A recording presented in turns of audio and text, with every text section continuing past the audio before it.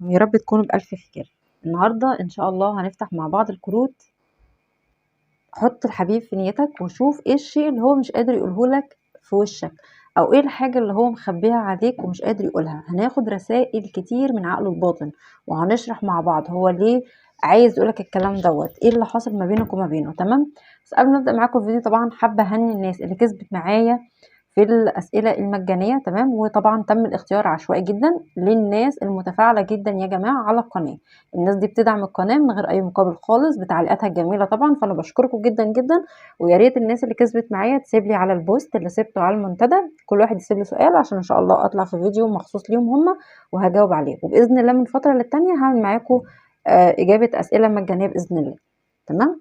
اللي اول مره بقى بيزور القناه يا ريت ما ينساش الاشتراك فيها، يدعمني بزر اللايك وفعل زر الجرس، ويا ريت بقى تحطوا لايك كتير لان انتوا بقالكم فتره كبيره جدا مقصرين معايا في اللايك، واللايك طبعا بيفرق معايا جدا.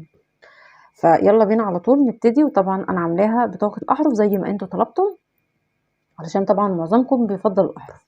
فهيبقى معايا الاختيار الاولاني وهتبقى الاحرف بتاعته في صندوق الوصف تحت، وده الاختيار التاني، ده الاولاني وده التاني. وكمان اللي حابب يحجز قراءة خاصة مدفوعة الأجر بأجر رمزي جدا. طبعا القراءة الخاصة بتبقى فيها تفاصيل كتير جدا جدا جدا. هتلاقوا رقم التواصل برضو في صندوق الوصف تحت. فيلا بينا على طول نبتدي بقى بالقراءة الأولى، وهتلاقوا الأحرف في صندوق الوصف تحت. وتعالى الأول ناخد الطاقة بتاعتك والطاقة بتاعته، وبعد كده نشوف هو عايز يقولك ايه الرسالة اللي هو عايز يقولها لك لكن مش قادر يقولها لك في وشك.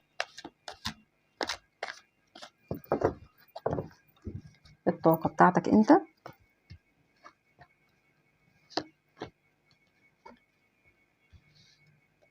والطاقة بتاعته هو.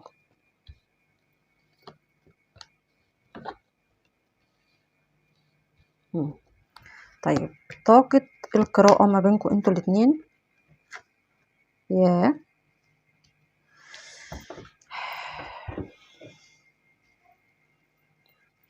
طيب الطاقة بتاعتك انت، انا شايفاك ان انت زي كأنك القصة دي ممكن تكون انت يئست منها. الحبيب ده واضح ان هو زهقك في عيشتك، واضح ان هو تعامل معاك باسلوب بارد شوية. واضح كمان ان الحبيب دوت كان داخل معاك العلاقة بكل حب وانسجام واداك حب كتير، وفجأة وقف الحب ده تماما. انت حاولت معاه كتير وحاولت في العلاقة دي كتير جدا، ولكنك ما لقيتش اي مقابل منه. فانت قررت الابتعاد، قررت ان انت هتاخد لقدام وتبص لقدام وتمشي. انت احبطت كتير مع الشخص ده. على فكرة انت كمان من غير الشخص ده، انت واضح ان انت كان عندك استقرار في حياتك كانت مستقرة، او من قبل الشخص ده ما يخش حياتك الحياة كانت مستقرة. يعني ممكن يكون مثلا كان عندك اصدقائك، انت عندك اصدقائك، حياتك عايشة او حياتك ماشية تمام. لكن الحبيب ده زي كأنه ما دخل حياتك لخبط لك الحياة، او كان عايز يمشيك على اسلوب معين ليه هو. تمام؟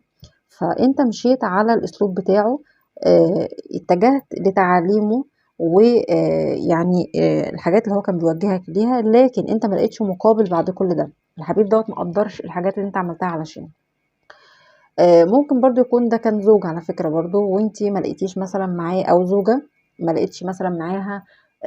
بعد ما اديت كل حاجة لقيته ان هو يخلف بعضه معاك في حاجات كتير جدا، فانت خلاص زهقت، انت يئست. فانت كأنك بقى واخد بعضك وماشي من العلاقة دي. طيب هو بقى الطاقة بتاعته ايه دلوقتي؟ هو واضح ان هو حاسس بتأثير كبير ناحيتك، او هو حاسس ان هو قد ايه هو غلط في حقك. الشخص دوت ندمان على حاجة هو عملها معاك. الشخص ده واضح ان هو زي بعد ما دخل معاك قصة الحب دي او القصة العاطفية بتاعتكم دي، هو كان داخل على اساس ان هو مفيش استقرار، ان هو مش هيبقى مستقر معاك في العلاقة دي، او ان هو ما كانش واخدها هدف ان هو يكمل فيها. الشخص ده واضح ان هو كان بيجرب، او لو ده كان زوج فهو كان يعني ما كانش قد المسؤولية في الزواج. تمام؟ لكن هو دلوقتي حاسس بالندم، حاسس ان هو تخلى عنك بكل سهولة، حاسس ان هو تخلى عن مشاعره اللي كانت رايحة ناحيتك انت.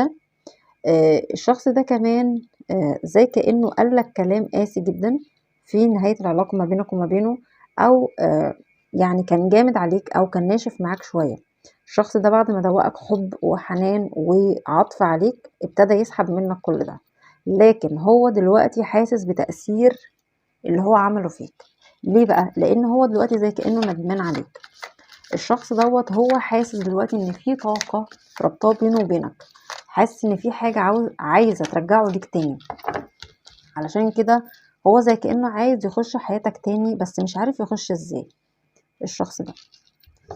الشخص ده واضح كمان ان هو آه، حد صريح شوية في الكلام اللي في قلبه على لسانه، لكنه هو كان دايما قلقان على حاجة، يعني في حاجة في حياته كانت دايما قلقانة، دايما خايف على حاجة في حياته. ممكن يكون كان خايف من الارتباط معاك، او خايف من الارتباط عموما، او هو مش قد مسؤولية، هو شايف نفسه ان هو شخص مش قد مسؤولية. لكن حاليا ايه بقى؟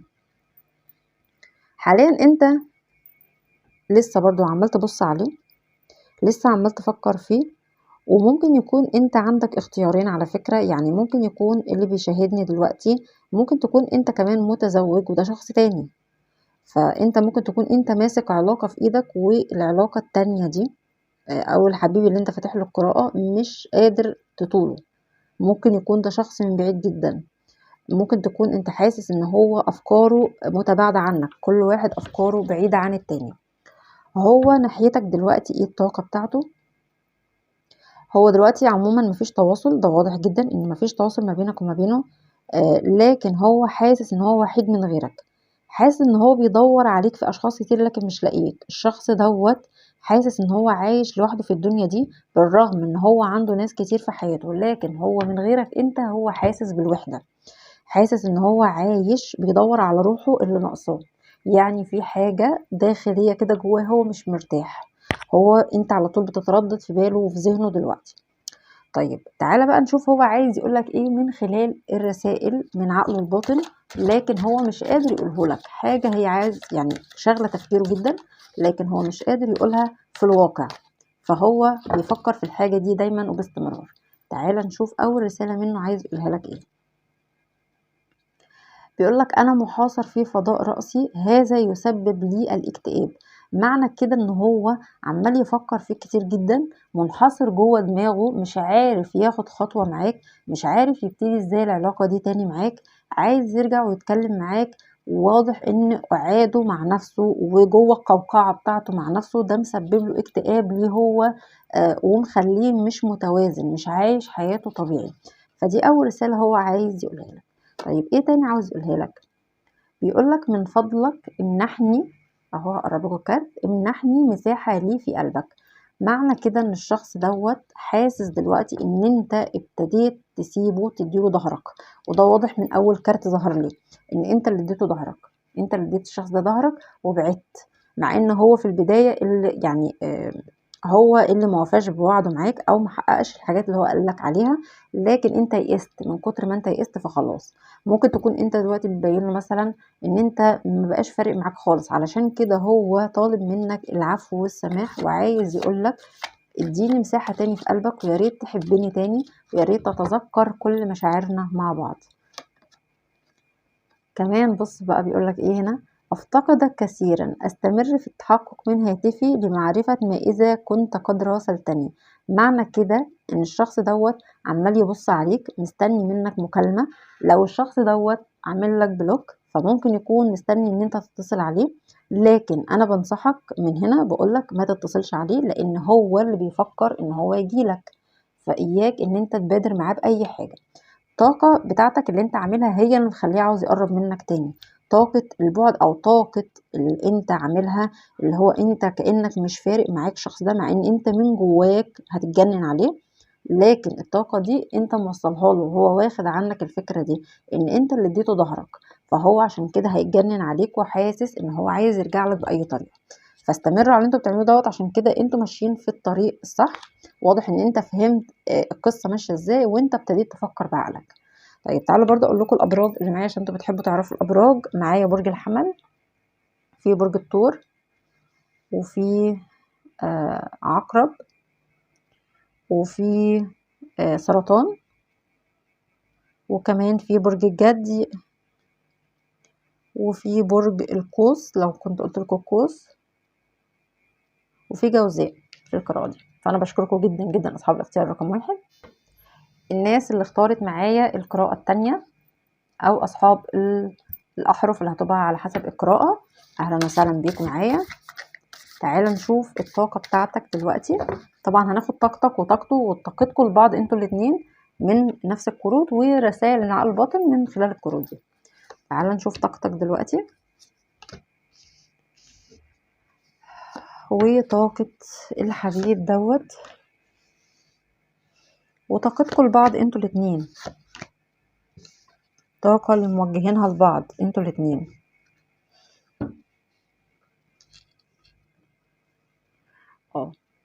الشخص دوت او انت عموما ممكن تكون بتفكر في الشخص دوت، او ده شخص لسه جديد انت متعرف عليه، او ده كراش انت بتكراش عليه، او دوت حد كنت على علاقة بيه من زمان، او كنت معاه في علاقة قصيرة ورجعتوا ليه تاني، او راجعين تفكروا فيه تاني الشخص ده، بس هيبقى للاغلب ده كراش انت بتكراش عليه. الشخص دوت انت شايفه ان هو محقق لك التوازن في حياتك حتى لو ما كانش بيتكلم معاك، شايف ان هو اللي عامل لك استقرار. انت لما لمجرد بس ان انت بتسمع اسمه، لمجرد ان انت بتشوفه، لمجرد ان انت بتعرف اي حاجة عنه بتحس ان انت ارتحت، بيعمل لك كده توازن من جواك. كمان انت شايف الشخص دوت ان دوت الحاجة اللي هتحقق لك العدل في الدنيا. يعني بمعنى ايه؟ ان انت ممكن تكون اتظلمت في حياتك الفترة اللي فاتت، لكن انت حاسس ان الشخص دوت زي كأن هدية وربنا بعته لك، يعني هو دوت العدل بتاع ربنا في الشخص ده، حاسس ان زي كأن ربنا بيكافئك بوجود الشخص دوت في حياتك. لكن انت حاسس ان لسه مفيش حب قوي في قلب الشخص ده، حاسس ان لسه الدنيا مش مستقرة، لسه الشخص ده مش متمسك بيك، لسه ما يعرفش عنك حاجات كتير. دي الطاقة بتاعتك انت. طيب هو بقى الطاقة بتاعته، الشخص دوت الطاقة بتاعته عايز ياخد معاك خطوة ويتكلم، عايز يجي يقولك تعالى نبتدي، يا نبتدي تاني من اول وجديد يا نتعرف على بعض. الشخص دوت عايز يقرب ليك، لكن في حاجة بتمنعه. ممكن يكون خجله شوية، ان هو مثلا خجول، او ان هو محرج يتكلم معاك تاني، او الشخص دوت يا اما الشخص دوت كان عنده علاقات سامة قبلك، فهو خايف يخش في علاقة تاني، لكن هو معجب بيك جدا، عايز يتعرف عليك، عمال يفكر فيك كتير، حاسس ان انت لفت نظره في حاجة، في شيء فيك لفت نظره جدا، بالرغم ان هو ممكن يكون كان مقرر ان هو مش هيرتبط تاني الفترة دي، او هو بالفعل مش بيحب الارتباط، هو بيحب يعيش حياته كده الشخص دوت. لكن هو لما ابتدى يفكر فيك، حاسس ان هو عايز يقرب لك، فيك حاجة شدته، فيك حاجة مختلفة، فيك حاجة عايز يتواصل معاك بسبب الحاجة دي، حاسس ان انت تفكيرك حلو، او ان انت في ناس حواليك، او ان انت شخص ممكن تكون مشهور، او ان انت شخص ممكن تكون ليك تفكيرك واسلوبك الخاص اللي الناس منبهرة بيه، فهو كمان في حاجة فيك منبهر بيها، عايز يقرب لك بسبب الحاجة دي. الطاقة بتاعتكم لبعض انتوا الاتنين، انت نفسك تنطلق مع الشخص دوت، نفسك يبقى فيه علاقة وتعرفوا بعض اكتر، ويبقى فيه كلام ما بينكم، ولو كان في انفصال ما بينك وما بين الشخص ده، نفسك ان انت تعرف عنه الفترة اللي فاتت دي كان مقضيها ازاي، حياته كانت ماشية ازاي، عايز تتكلم معاه، عايز تخرج معاه، عايز تسافر تاخده كده وتبعده بعيد. ده كل تفكيرك ناحيته الشخص دوت. انت حاسس ان انت دلوقتي بتحاول تعمل اقصى ما في جهدك علشان تلفت الشخص ده ناحيتك، لكن انت على يقين ان الشيء دوت اللي انت بتعمل له كتير الفترة دي، او الحاجات اللي انت بتعملها عشان تجذب انتباهه ليك، هيجيب نتيجة في النهاية. طيب هو بيحاول يشوف انت بتعمل ايه، وعلى اساسه بيقرر، يعني افعالك هي اللي بتخليه يقرب منك. اذا كنت انت بتحط حاجات ليها علاقة بالعاطفة بالحب بكده، فهو بياخد الكلام على محمل ان الكلام ده ليه، هو متخيل ان كل كلامك اللي انت بتكتبه على حساباتك الخاصة، اللي بتقوله مثلا للناس المقربة ليك، اي حاجة بتبقى متوجهة ليه هو. في حاجات كتير هو عايز يسألك عنها، وهو على يقين ان انتوا هيبقى في فترة ما بينكم او في وقت قريب هيجي وهتقعدوا تتكلموا مع بعض وهتسألوا بعض عن حاجات كتير. علشان كده بقول لكم القراءة دي اقرب لانها تكون ده كراش، ده حد انت بتكراش عليه وهو عارف على فكرة، لان هو كمان ابتدى يحس بيك، طاقتك واصله له جدا. الشخص دوت زي كأنه منبهر بيك جدا، يعني هو منبهر بيك دلوقتي، حاسس ان انت فيك تغيير او ان انت لو كان يعرفك من زمان طيب وديت كانت علاقة انفصال، فهو حاسس ان انت ابتديت تتغير، ان انت مبقتش زي ما انت، ان انت دلوقتي لافت انتباه اشخاص كتير حواليك. تمام. طيب ايه بقى الرسالة اللي الشخص دوت عايز يقولها لك من خلال عقله الباطن لكن هو مش قادر يقولها لك وشايلها جوه عقله كده عمال يفكر فيها ونفسه يقولها لك؟